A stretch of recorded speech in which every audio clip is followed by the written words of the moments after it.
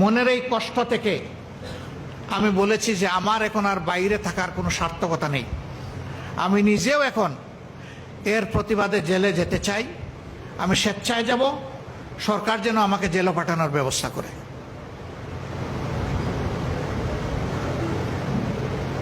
সম্মানিত বন্ধুগণ, আমার ভাইয়েরা বলেছে আপনাকে আমরা একা ছাড়ব না, আমরা আপনাকে লাখো কর্মী আপনাকে সঙ্গ দেব।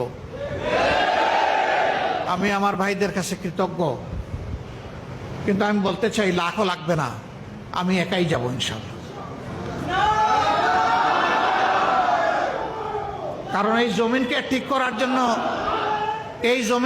করার জন্য আমার সহকর্মীদেরকে বাইরে থাকতে হবে।